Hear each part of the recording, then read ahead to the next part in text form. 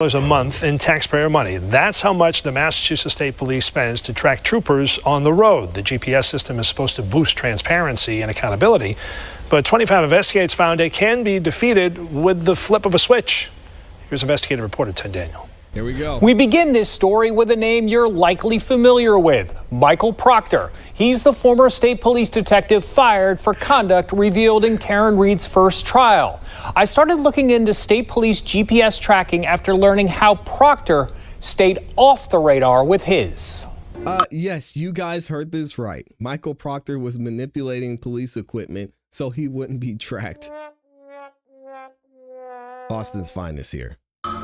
Michael Proctor was fired for his texts about Karen Reed and for what he did on an overtime shift where he was making time and a half. You also investigated Michael Proctor for this allegation of drinking on duty, correct? I did. Proctor and Canton Police Detective Kevin Albert drove to the Cape in Proctor's unmarked cruiser. While investigating a cold case, they stopped for cold beers at Treehouse Brewery in Sandwich, and then dinner and more drinks at a restaurant in Hanover on the way home. Proctor's cruiser was equipped with a hardwired GPS tracker. State police began installing the devices in all of their vehicles in 2019. The initial cost, $225,000. So I believe that this is an important step forward for the department, an important resource for the department. Then Colonel Christopher Mason touted it as an accountability tool, following the overtime fraud scandal that rocked the agency in 2018. So we'll now have the ability to track historical time and attendance.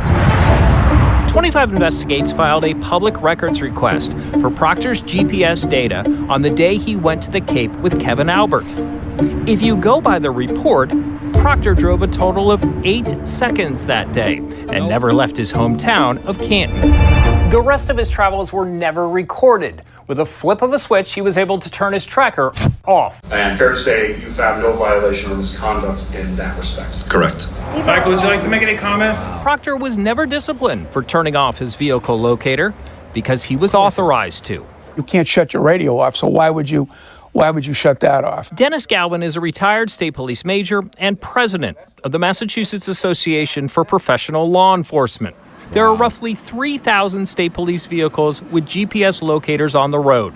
25 Investigates found 418 of them have a kill switch. An agency spokesperson says tracking can only be disabled with a supervisor's permission, and only in sensitive investigations where location data can put people at risk.